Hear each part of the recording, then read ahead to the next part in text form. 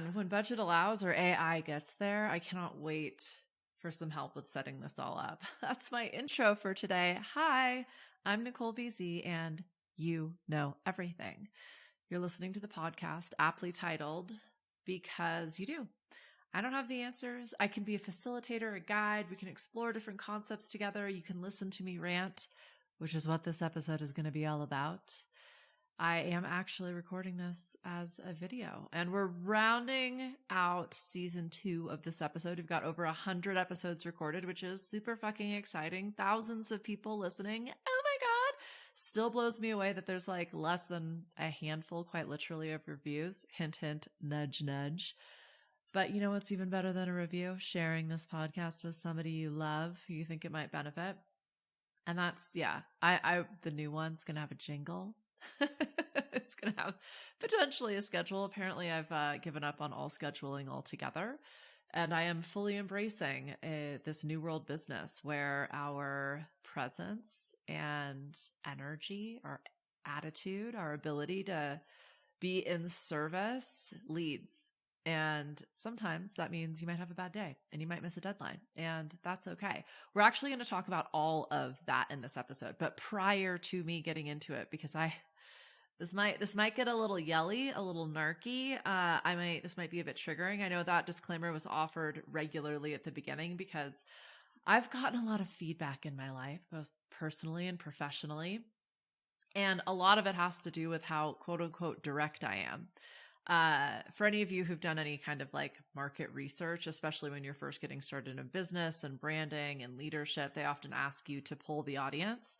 So ask people in your circles who have known you either for a long period of time or a short period of time, but what's your best and worst quality? What are you really known for? What do people go to you for? So on and so forth. And consistently over 20 years, for people who have known me for twice that long and people who've known me for a fraction of that period, I am told my very best is the same as my very worst quality, which is honesty. You know you're going to get the truth. There is no filter. But that has created quite a bit of friction and issue, oftentimes for the receiver, and unfortunately at the ignorance of myself, because my intention is always to not necessarily be helpful, but be useful, right? And something I had to discover, most of my lessons the hard way, is it's only helpful if the receiver deems it as such, which means that they might not always want to hear my concept of the truth, right? So I have done my best to learn to filter, but that's kind of what this platform is for, my friend. It is my opportunity to say whatever the fuck I want and to share my opinion with you in the hopes that it is useful and quite possibly helpful. So with that wasn't actually the disclaimer. This is the disclaimer. This episode was not inspired by you. Okay. So often I get feedback from people, especially business partners, especially employees. I don't know how many of my like personal people listen to this, because I do believe business is personal when you're a business owner. I would say that most of the people that are listening, I would consider a friend, and most people would qualify that as personal, but I also would never work with somebody I was not friendly with. So, there's that as well. But I get people texting me or emailing me or leaving comments in various places asking if I'm talking about them.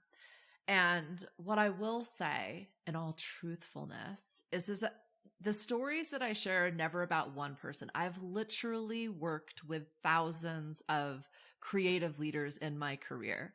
So this is artists. This is industry luminaries. This is solopreneurs. This is idea-ators, people who have an idea, who think they want to do something with it. They have no idea what to do next, and nothing ever happens with it, right? I've also worked with small business owners, big business owners, corporate employees, corporate leaders. This has been a long time coming. And so what happens is something in my experience triggers essentially a debate in my brain hole, right? Like a kind of black hole spiral event horizon, if you will, where everything kind of comes together. And I will pull from that recent experience, but use that to leverage all of the experience, right? So I say that only because this episode may inspire a listener or two to think it's about them. Not true. If this is about anyone, it's my fucking dad. Which, as someone who never thought they had daddy issues, apparently there's a few. But yeah, definitely some recent experiences, but also because he has accused me of being all of these things. And it's given me reason to ponder.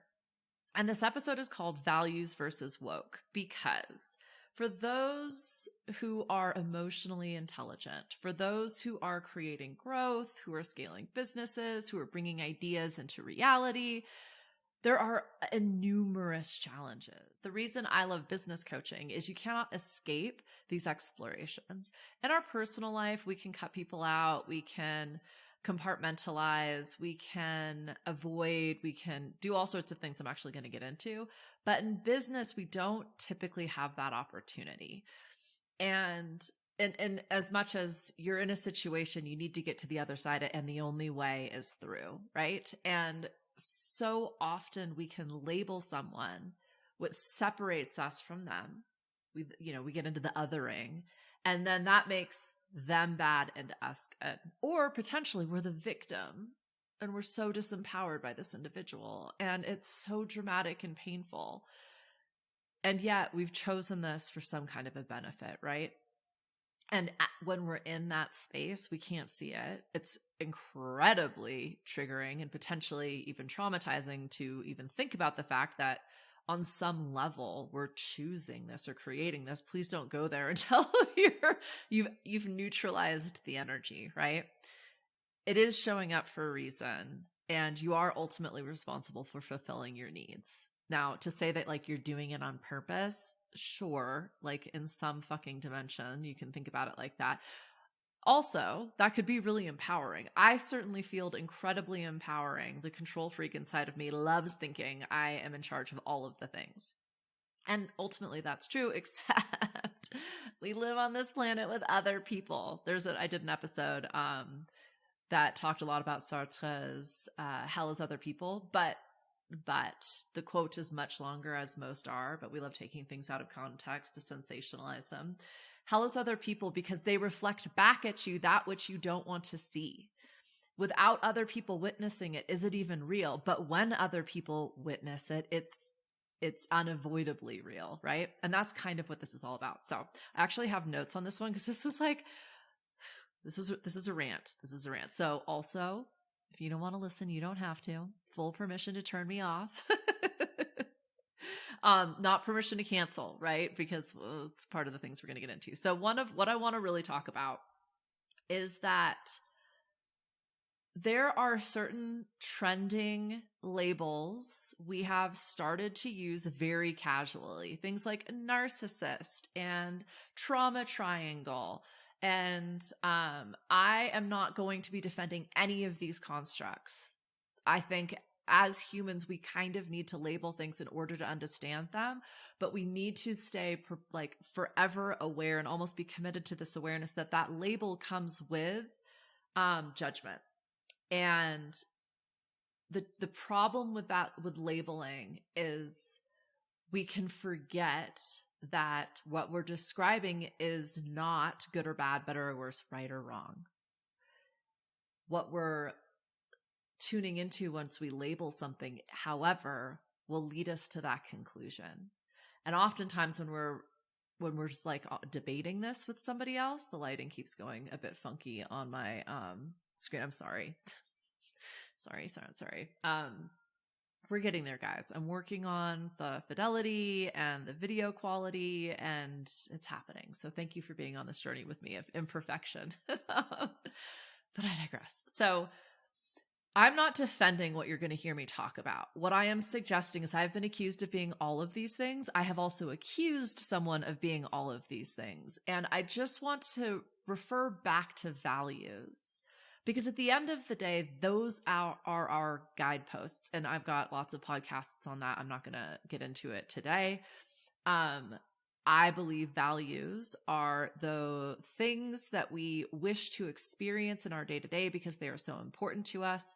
For me, they really describe feelings, like a concept. And that's how I know I'm being successful. That's how I know I'm on the right path, even if it feels super fucking painful and hard. Excellence, fun, adventure, freedom. They're so simple because in their simplicity, so much rolls up into it. Adventure suggests I don't necessarily know how this is going to go. There might be a loose plan. This might be very spontaneous. It's probably going to get uncomfortable, potentially even painful. Can I still have a good time? Can I still have fun? Can I see the challenge and the opportunity on the other side? Can I believe the opportunity is there, even if I can't see it? So what makes it a good adventure is it's a good story. That is not without drama and struggle, right? Anywho, so oftentimes, especially in terms of the excellence and the adventure, I challenge people, and my definitions of those values are simply that, mine. I have full permission to, I was going to say fight, but to advocate. That's probably a better word. But see that, even that, just the labeling. Fight feels bad, hard, mean. Advocate feels virtuous and righteous and aligned. It's describing the same thing. I'm honoring a particular experience and I'm prioritizing it over something else. Now that might come at your expense, my friend. My desire for adventure is leading to subpar quality video right now. I'm okay with that. Are you? YouTube sphere? Probably not, because there's this underlying, probably unconscious expectation that everything should be fucking perfect. So I like values for so many different reasons, but they act like a filter. They act like guideposts. They remind me of what's most important. Anytime I'm feeling off kilter, I'm probably not experiencing a majority of those values on a day-to-day.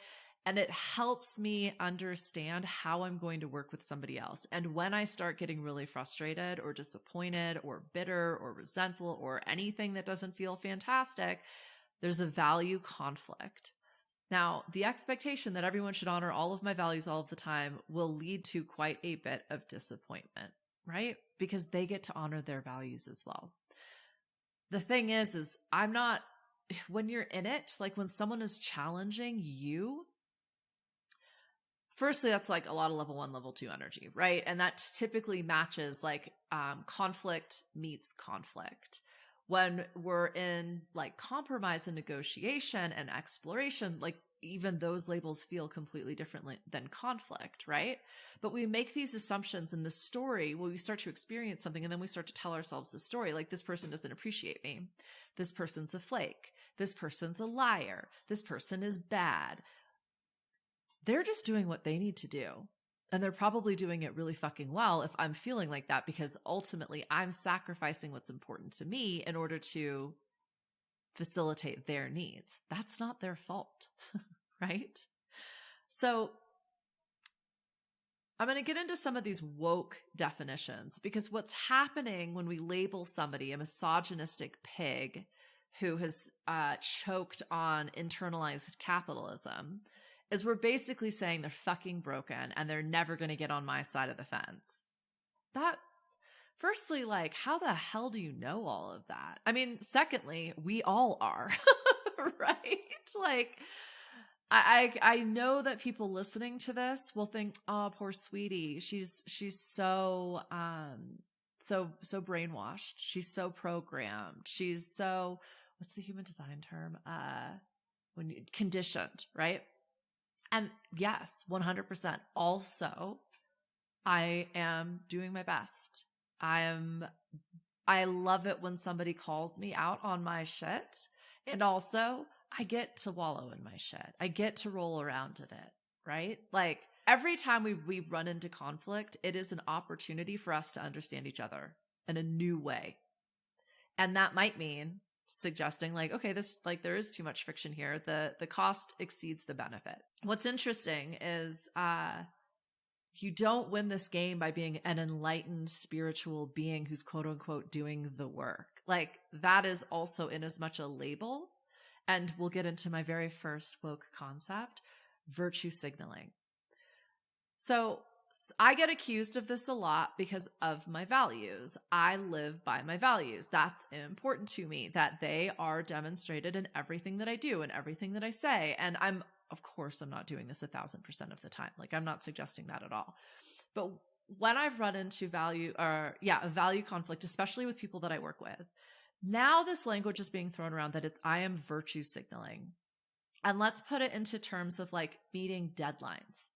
Like I started at the beginning of being accountable, right? Like, as we're sort of navigating this new world business, we're also working with a different concept of time, a different concept of exchange. As we're building AI and cryptocurrencies and digital currencies, like systems and constructs and ways of working are completely breaking down. As you were tuning into your own values and priorities and timelines and constructs and assumptions, all of that is going to evolve as well. And this means that you might not show up in the way that you have before. Now, excellence, to me, accountability rolls up into that. Timelines do. I think of time as like this intersection on the space-time continuum where you and I can meet. That's why me releasing this episode or this podcast once a week, every week on the same day is important to me. Now, I don't know if it matters to you. I get a lot of feedback that it does, that consistency is appreciated, that knowing there's going to be an episode I'm releasing every week is something that people look forward to. And that's not egoic. That's reinforcement of like this shared concept of value.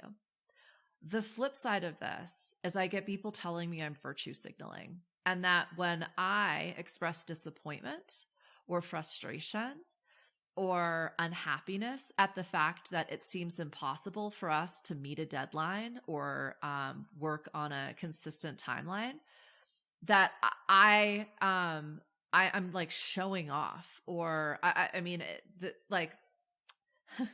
I actually looked up written definitions for all of these things. And the virtue signaling was every white girl who has BLM in their profile description. I thought that was pretty haha, but also virtue signaling for someone who doesn't share your values, it will feel righteous, right? Like, I personally liked this definition and used it as an example because they're right. Everyone should have BLM embedded into every cell in their body, right? But like, by talking about it all the time and putting it in your job title or your social media profile, are you overcompensating for something? I don't know. Like, I can't make that judgment around somebody, but it's really fucking easy to, right? A common one, this occurred to me in terms of like analogies to use: going to church, being vegan. These are two things that if you don't do it, there's an underlying assumption that the person who does will judge you for it. And if they talk about it a lot, then you might assume they are virtue signaling. I've also heard people talk about like, I don't need to virtue signal like that anymore. I personally believe there's a difference between talking about and living your values and being accountable. Of course, things are going to change. Own that. Of course, you're going to let people down. Own that too. Just because you acknowledge someone else might have a difference of opinion or might have a judgment around you doesn't mean you have to buy into that. So saying and acknowledging, hey, I know I said I was going to do that thing by this date and that didn't happen. I bet you're super disappointed about that. That actually bums me out.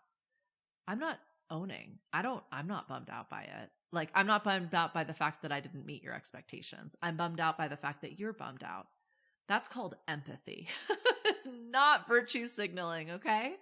So that was kind of the first one that I wanted to tap into. And just to like, this concept of virtue signaling suggests that if someone is proud of something, or if someone wants to honor their own priorities, that's not okay.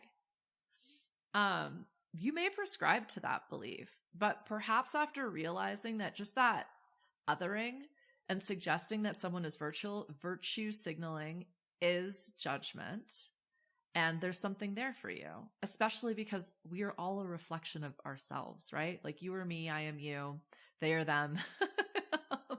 And why suggest that because somebody, especially like we see this a lot, I think, when people are in new things, and we can be a little jaded, especially with people in our personal experience who we've seen jump from thing to thing to thing. But like, it should be awesome that they're so excited and they're trying on all of these new concepts and ideas and virtues. And what's wrong with them talking about it? Like, what is that highlighting in yourself? That insecurity comes from somewhere and it's not them. It's in you, my friend. And that's the opportunity and the challenge, not them. Okay. Virtue signaling kind of, I think, leads me to cancel culture, which, if I'm going to be totally honest, like, I don't watch a lot of TV. I don't read like the major news outlet headlines. I'm not that into pop culture anymore. Once I got out of the music industry, like I kind of stopped paying attention to pop culture.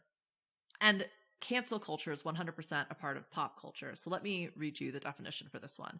Cancel culture is a phenomenon in which those deemed to have acted or spoken in an unacceptable manner are ostracized, boycotted, or shunned. It involves the mass withdrawal of support from public figures who have done things that aren't socially accepted. And it often occurs on social media. So here's the thing about cancel culture. Socially accepted changes, right? Like every woman who wanted to leave their husband was canceled. If you didn't have a college education, you were canceled. Like I'm seeing in some of the communities that I'm in that people want to cancel Meta. They want to cancel Facebook, these people being influencers. But like without Facebook, who the fuck would they be? Like they wouldn't be an influencer. Hold on, water break. So the point not being you can't boycott. That is an incredibly, I always say, like, you vote with your dollar, you vote with your time. Like, what are you investing in? And absolutely invest in your values. Be very consistent in committing to the things that are important to you, either by spending time there, learning about it, spending money on it, etc. But the thinking that the internal nuances of any situation to the point where you could judge another human being. And this is incredibly triggering when you think about some of the high profile public figures that very much seem like they're influencing your life in a potentially negative way. It's a wild concept to think this person is just trying to get their needs met alongside you getting your needs met. And ultimately we have to figure out how to do that together, because cancel culture is investing energy into hate. And that is how we got here, by othering, by judging, by creating such mental difference between us and them that we are fragmented. And I've been spending a lot of time reading history, like ancient history, medieval history, the how civilization has evolved. And I get it. We have been fighting and killing and torturing each other for thousands of years. Some might argue for as long as humans have been around. So am I suggesting like this behavior isn't going to stop? Absolutely not. But what I am asking is, which part do you want to participate in? Because cancel culture, even the label itself, is hateful. And there are ways of participating in your communities and in your world that doesn't feed hate. And unfortunately as well, and this is a judgment, but a lot of cancel culture comes from headlines, comes from anecdotal evidence. There will forever and always be data, especially now, to support your opinion, and on the flip side, to support theirs. I've got so many friends that are fucking down the rabbit hole of conspiracy theories. And that label in and of itself, I've always said I don't doubt that conspiracy theories are true, but do I want to think there's some like elite Illuminati the people sex trafficking children and blood, like all of this like evil psychotic horror movie shit going on. Like it who knows? It might be. And what am I doing in my life? Like if that is so important to me, what day-to-day action am I taking outside of just bitching on social media? Because that isn't changing anything. That's just feeding. And you don't need me to hear. You don't need me to get on that fucking soapbox. Everybody's on that. Well, those of us that are on that box, it's very crowded, right? So again, the point being, notice where you're putting your energy into. Notice when you're jumping on a bandwagon. Notice like if you're feeling so upset about something, do your own research. Look for some opposing points of view from an objective standpoint. The only way to solve these problems is to understand the disparate points of view, to put yourself in their shoes. As cliche as it sounds, ask, if I were doing this, why would I be doing it? Probably because that you would feel unsafe and insecure. So you're looking for ways to create security and power in your experience. That's really the only reason that anybody kind of acts like a dickhead. Like, we don't know what the future is going to bring. I am investing in a timeline that yields hope and love, because without that, we're fucked and there's no point in a future. Cancel culture to me is investing in hate and judgment, which again is exactly how we got here. So if you are looking for change, look inside yourself and do something inside yourself. Like, be the change, my friend. Which brings me to my next. This isn't so much woke culture, but this is exactly what my dad accused me of because I disagreed with him. And I pointed out a few experiences that were proving my point, right? That's what we call debate. And he told me that I was bullying him. Now, I'm not talking about, and in any of these labels, because we're going to get a little darker. I'm not talking about the abusive childhood traumatic experience many of us have experienced. I'm talking about like a professional conversation, maybe across the table, usually on an email or like Slack thread chain, right? And I'm also not talking, like toxic workplace. That's another word I should have actually probably explored. It's like this concept of toxic. Here's the thing. You're participating in it. Like, sorry, not sorry. If you are still there, you are part of the problem. And you might not be able to change a toxic culture, but then like, what are you doing? And corporate is corporate. Small business is small business. Solopreneurs are solopreneurs. The internet is the internet. Social media is social media. Like, if you're buying into and subscribing to that experience, like, I was talking with one woman today who was talking about her toxic workplace. This wasn't today. This was yesterday. She was talking about her toxic workplace. And, the fact that she's continually bullied by not just her boss, but like her entire team. And she's been trying to leave since 2018. That was 5 years ago, depending on when you're listening to this. And God, I mean, now like victim blaming and, like, I am very aware not everybody has the agency or the privilege, or the skill set to speak up, stand up, walk away. And also, every single person always has a choice. And that choice might be really fucking hard, really fucking scary, very isolating, potentially dangerous. What can we do to own the agency we do have in our own personal experience? And again, I cannot speak on behalf of everybody everywhere all of the time. I'm not trying to. And I am a privileged white woman. So this is all coming from that perspective. So, another disclaimer here. I personally believe we always have a choice. That goes back to freedom. And there are that I witness in my day to day, especially in employees and cultural differences, where some people don't feel like they have the ability to speak up or say something. And that's, where me, at like, all I can do is my best to create that space to get some type of honest communication going on and to support them in developing that skill set. But to also say like, well, that's just the way things are. And these, these marginalized members of our communities are never going to be able to speak up or stand up for themselves. Like, I don't think that's helping either. So anyhow, bullying. I'm talking about when you ask for what you want, or you say what you want, or you do what you want, and that comes at the expense of somebody else. Does that make you a bully? I don't think so.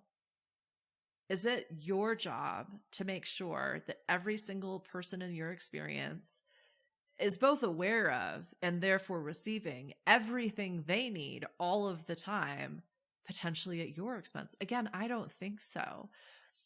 Human interaction is, some might perceive it as a power struggle. I look at it as an exploration. And in that, sometimes I have a lot of capacity and energy for something. I'm willing to put in the time, the money, the learning to figure it out. Sometimes I don't. Sorry if I hurt your feelings. I got into like a very weird social media interaction. I can be very, very sarcastic if you know me, and that gets completely lost in digital. Like, I don't know. Okay, whatever. I'm going to hurt people's feelings. They're going to take it personally. They're going to get offended. Like, I've been doing that for so long. It's kind of hard for me to like give too many shits about it. It's kind of what I'm talking about. But this person was like, despite the fact that we've been joking around, like, you crossed a line. Okay. I'm sorry you're offended. But like, I'm sorry you're upset. I'm not going to change my behavior because one out of thousands of people, tens of thousands of people that's engaged with me online thinks that like that was too far. That can absolutely be perceived as being a bully. And advocating for yourself, standing up for what you want, learning that we are going to have value conflicts. Like, that's normal. You should honor what's important to you, and that might come at my expense. Now, that's my opportunity to choose. Do I want to participate or not? The unfortunate part of bullying is oftentimes this can be discharged. So we get upset and then we discharge that energy. Most, like, we all, every single person falls prey to the reaction, especially in like a heated scenario with a lot of level 2. And that, fight meets more fight. I personally shut down in interactions where somebody like escalates it to like an argument. And I use that differently than debate. I love debating. I take the devil's advocate. I will often disagree with somebody just so that I can learn and keep things interesting. But when I'm expressing a need that's not being met and someone takes offense to that or feels insecure about that, and then they come at me with some like very emotionally charged energy, asking me for like evidence and lists and data to support, I just like, I don't perform well in those instances. I need to take a step back. I need to neutralize the energy. That can often feel like bullying because I'm not giving them the space to discharge. I'm not there to make them feel a certain way. And they find that very offensive and very challenging. That's okay too. So it's okay if we disagree. Like, let's just start with that. Is it okay if somebody like physically violates you? Of course not. Like, obviously not. Obviously, I'm not advocating for physical violence. But what I am advocating for is for people to stand up for themselves and for people to articulate their needs.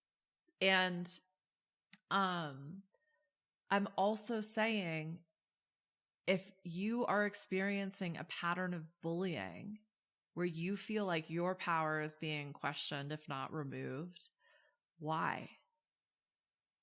Please don't do this exploration in the moment, but after the fact, like, what are you getting out of it? What is the benefit of essentially being the victim? There's something there. God, you guys, I wish I could like the amount of times I wanted somebody to be the bad guy, especially my dad. I'll kind of circle back to him to wrap it all up, but everyone is just doing exactly what they need to get exactly what they want. And if it looks gross or ugly, it's probably because they're in a pretty wild situation. They've learned that gross and ugly behavior gets them what they want. Why? Because they are rewarded for it. They get what they want, even if that's more pain and suffering. So that's like a very nuanced, complex topic. I'm assuming like you're pretty familiar with all of this. And honestly, like I'm very much preaching to the choir with this episode, but I'm hoping everybody, the reason why bullying is so prevalent in my mind is because often as bosses and leaders, as thought leaders, as influencers, we can be accused of being bullies because our job, again, is not to meet every single person's fucking need. It is to lead. And that is going to ostracize and marginalize some people. Now, if I were the president of the United States, that might be a little bit different. And this is an ideological, an ideological analogy for this situation. But what they should be doing is leading for the greatest good. Obviously, that's debatable. But like the greatest good will also leave some people out. Like, are you okay with being left out so that the majority can win? In a lot of instances, I am, because I'm weird. I don't even want to be in the majority. So like, yeah, everybody else can go watch fucking Desperate Housewives. Is that what it's called? I don't think that's what it's called. That's what I think. That's hilarious that I just said that.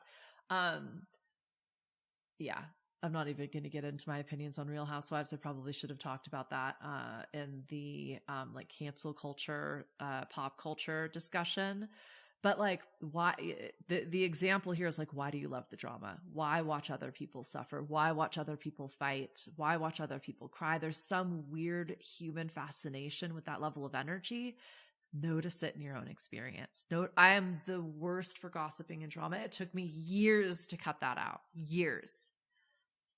And also, when I level 1, like I need to know all the things all the time and get to the point of origin of everything. And some people will interpret that as gossiping because I'm asking, well, what did they say? Well, what did she say? Well, what's happening here? It's information gathering for me, but for somebody else, it might be gossiping. We're both right. Okay. I'm moving on. Let me see if this is the last one. Yes, it is. This is oh no, it's not. I'm totally lying. Well, okay. I don't know why I feel bad. We're at 38 minutes here. So this is one that I've heard been thrown around heaps. I'm going to read the technical definition of it because technically, just like bullying, just like virtue signaling, like technically this can be really gross and bad. That's not like narcissism. It's not often what's happening when we use these terms. What we're doing is vilifying and othering. Gaslighting is an insidious form of manipulation and psychological control in which the abuser misleads the target, creating a false narrative and making them question their judgments and realities. Sure, absolutely. We see this a lot in domestic abuse, right? And emotional abuse, psychological abuse. And also, do you think the person who is gaslighting has any awareness that they're doing this? Probably not. Most people, if you accuse them of bullying, of virtue signaling, of gaslighting, would like be very offended and suggest that is absolutely not what's happening, so on and so forth. And then you accuse them of virtue signaling, judging, and gaslighting, right? In my experience, someone has learned how to advocate for themselves by suggesting it's your fault. You did it wrong. And you probably don't even know. And so let me tell you. That's all that gaslighting is. In my experience, the people who participate in gaslighting have experienced a significant amount of trauma, and they learned that it was their fault and they did it wrong, and that's why they were punished. And the only way to do it right is to essentially vilify and other the abuser. And then therefore, like it's almost like every person in their experience is an abuser, and they need to get the upper hand. They need to be right. Somebody here is wrong. Blame needs to be attributed somewhere. It's like a very fucking gross cycle. And the only way to stop it is to firstly acknowledge what's happening, And then secondly, recognize everybody's just doing what they need to get their needs met. Okay. So I was having a conversation with a male who I pointed out a break in our planning, the structure we had set up for success. And they proceeded to tell me that I just hadn't actually paid enough attention. I probably should have communicated better. And that the problem that I was very upset about wasn't really that big of a problem anyway, and actually isn't even really a problem, especially if I just accept the situation as it is rather than try and figure out a different solution. It was a lot more emotionally charged than that, my friend. But I waited. I literally like shut down in the moment and I was like, meh. And then when I was able to get my thoughts together, which involved typing out, a series of emails and not sending them and getting my ideas together. And then I was finally able to say, hey, look, you may or may not be familiar with the term gaslighting, but what it means is what I just explained to you. You're suggesting that somebody who highlights a problem is the one to blame. And then the solution that they're asking for sucks. And in fact, the problem that they're highlighting isn't a problem at all. And if you've not experienced what that's like, it feels really fucking horrible. And this is a real problem for me. That's why I brought it to your attention, regardless of if you agree with me or not. So please don't tell me that you don't think this is valid. My bringing it forward is valid. If you don't want to deal with it, that's different. Say that. But don't invalidate me. And they responded very, very positively. They apologized. They said that was not their intention. And it helped me understand, like, most of the time someone isn't waking up in the morning and being like, oh man, I'm going to be a fucking asshole today. I'm going to like hurt some people's feelings. I am going to bully some people. I'm going to gaslight you. Yeah, I'm going to commit some emotional trauma today. Like, again, most of the time they're waking up and being like, I'm going to get my shit done. I'm going to do what I need to do. So let me like also say being gaslit feels fucking horrible, but recognize it for what it is, a power struggle.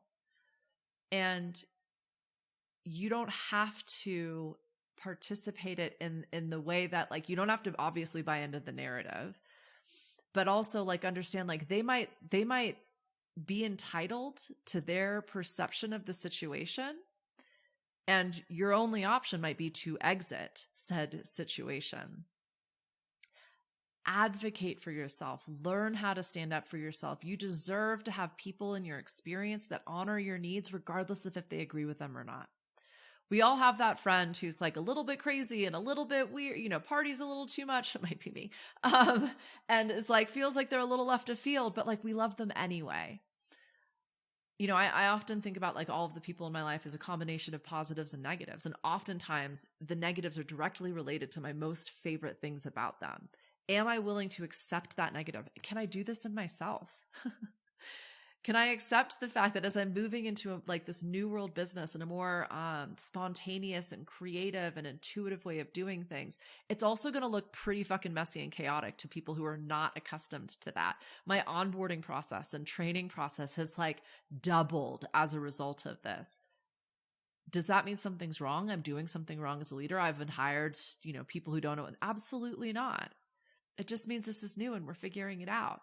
And I feel really fucking good and excited about it. I hope they feel really good and excited about it. And yeah, we're going to have challenges. Let's celebrate those problems as opportunities to learn more and do better, not vilify the problem and then judge somebody and assign blame. There's usually like 1,100 things going on at any given moment. How could we possibly blame one person or one thing? So the last thing I'm going to get into is like capitalism and the patriarchy. And as someone who is very comfortable in their masculine, yes, capitalism is an economic system based on the private ownership and the means of production and operation for profit. Private profit. And what we're experiencing is consolidation. Less private, more profit at what we perceive as being the expense to us, right? The patriarchy is a social system in which positions of dominance and privilege are primarily held by men. 1000%, we've been there. The reason I didn't go to law school originally, I tried many times, is because like the laws are written by men for men. Like, yeah, the system is rigged. Fighting that is exhausting. Figuring out how to dismantle the system from within to create something we've never done before isn't going to happen overnight. But going to war, going to battle, I looked up social justice and social justice warrior, right? Social justice refers to a fair and equitable division of resources, opportunities, and privileges within a society.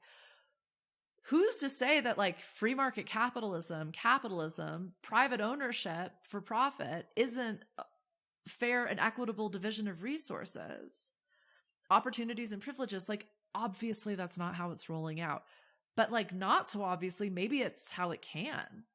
Free market capitalism was like the best option we had. We all, revolted for democracy, and this isn't a political podcast. I'm not going to get into it, but like, yeah, I get it's not perfect. And they're like the atrocities and genocide and trauma that has been experienced as a result of forwarding these structures is abysmal at best and overwhelming. Like, it's just completely overwhelming. But like, I can't fix that. Neither can you.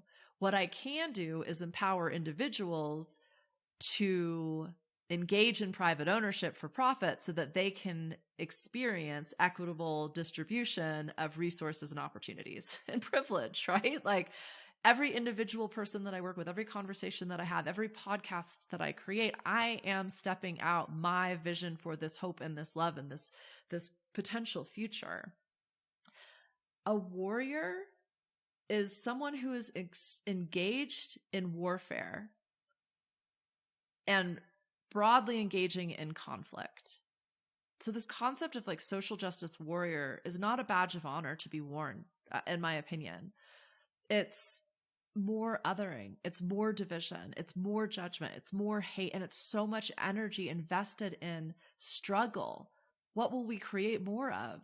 Struggle. Like, I'm trying to create ease and effortless success and endless opportunities and limitless potential for me, for you, for everybody.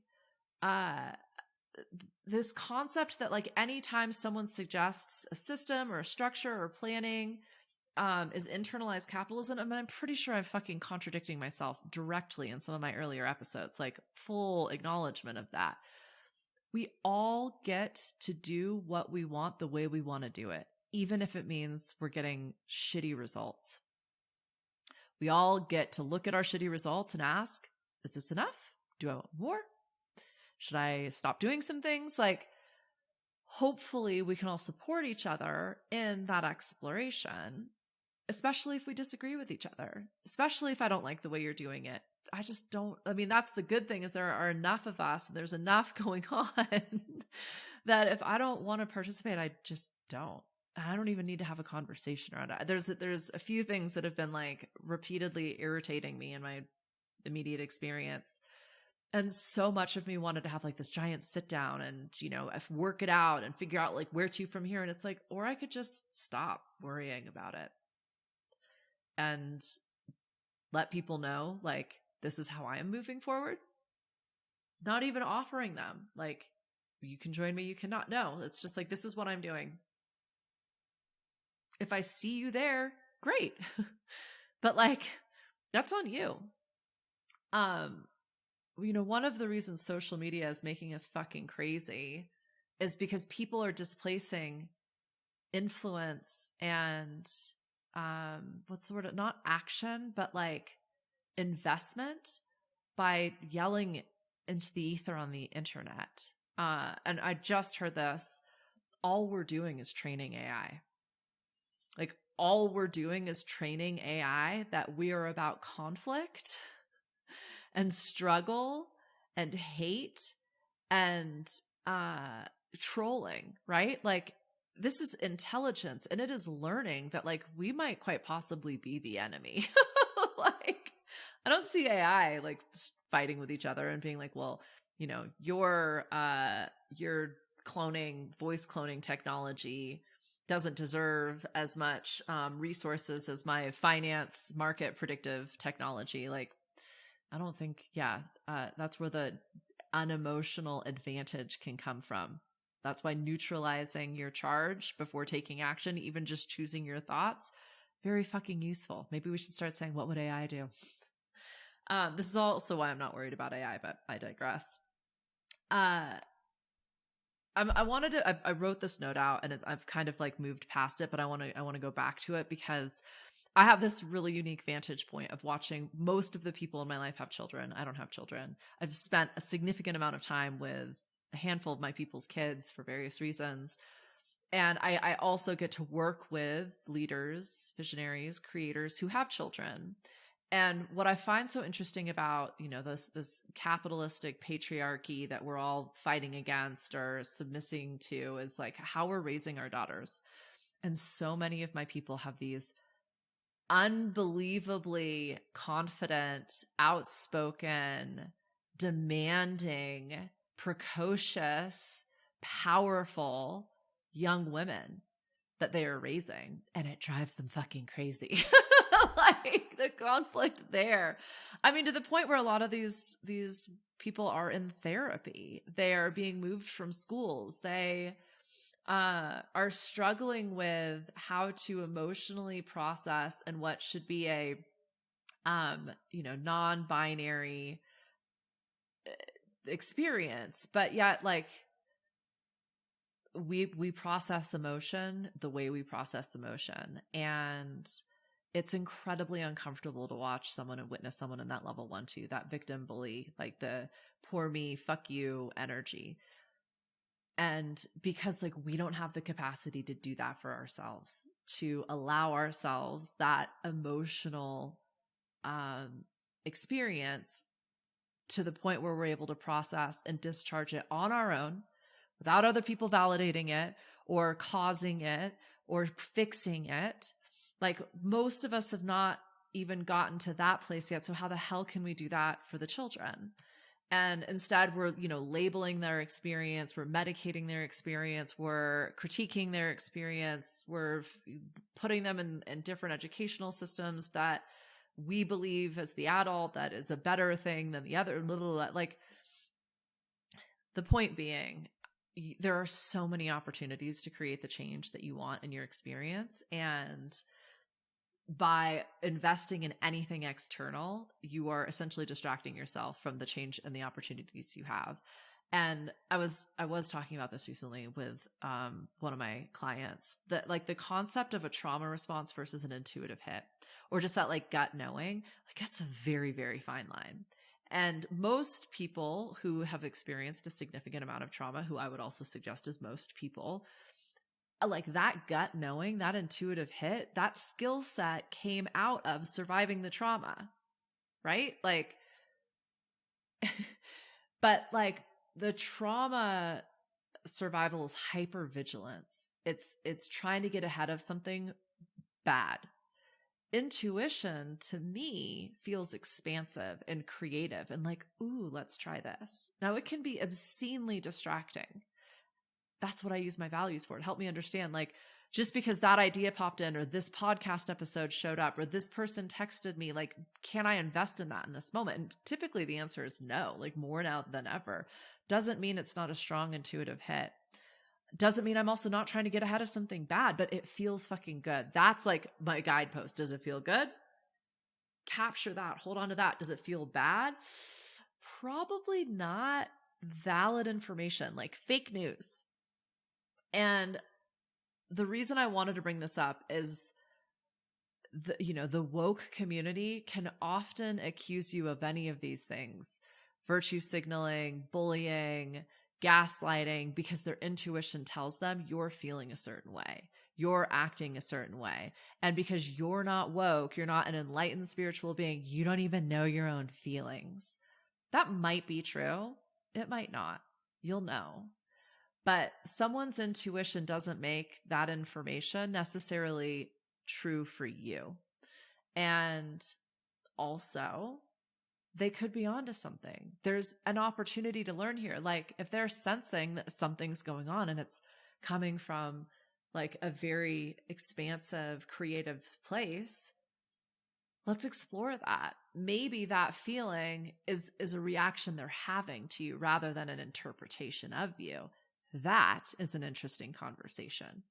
And so again, like there's a huge difference between being accused of something and experiencing something. And let's just work out the labeling around it, because one label might sound really negative and contracting. Another label might sound really interesting and expansive. Okay, so I've been talking for a really long time and I've made my partner not leave his room. So last things I want to leave you with: imagine they are you and you are them. And I don't mean believe it. Like this is oftentimes, like if you've ever done an art degree, they will give you a creative constraint within which to operate from to make you think differently. That's all I'm asking this prompt of you, is like, what if they're just doing their best to get what they need? What would you need if you were acting like this? Like oftentimes it's a hug or a nap, right? Like when we're experiencing that poor behavior. But when I experience like those blinding levels of pain and avoidance, and I'm just on the other side of that. Like I spent an entire afternoon like ugly crying in my bed trying to take a nap. The nap wasn't working and I missed a massive deadline. That sucks. There's no intellectualizing or spiritualizing around that. That's the human experience. That is both the pain and the beauty of it, right? That moment was not beautiful at all, but like this conversation for me is.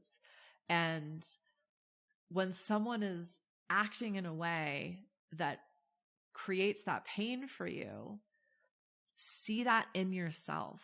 Look for that in yourself. And that will allow you to heal at least enough to give them the space to have their own experience without you needing to meddle in it, judge it, label it, fix it, vilify it, condemn it, whatever. Or even like let it trigger you or get you down. Like that's really, how do you know when you're woke AF? Other people don't get to you. Like the news doesn't freak you out. You're able to recognize and experience and have a very emotional roller coaster without making it be more than just that particular experience. Sorry, not sorry. So yeah, like we're all going to get our feelings hurt. We're also all going to do amazing, unpredictable, wildly successful things. Like you can spend a lot of time and energy on the hurt feelings and the sad and the pain and the hurt, or you could potentially spend that same amount of energy on the unpredictable, miracle, amazing awesomeness that's never even happened, that you couldn't even imagine. So, as abruptly as I started, I will end. You know where to find me, at the BZ channel on most socials. The YouTube channel is like actually finally happening. Discord, invite in the show notes. The Loop weekly newsletter, actually going out most weeks. Best way to get all of my free stuff, figure out if you want to work with me, geek out on everything I'm geeking out on, get me on a semi-daily basis. Like that's really where my energy is going to be invested moving forward. So thank you so much for being here. I forget, I had talked to everybody listening, AKA you, like you've been listening since day dot. This might be your first episode. Welcome. I'm going to start addressing because there's more and more people every week. And so this is me making a mental note and holding myself accountable to start saying hi to you. Welcome. Any questions, please email hello@NicoleBZ.com and I will get back to you or someone on the team. And we're going to round this out at exactly an hour. I'm sure there will be edits.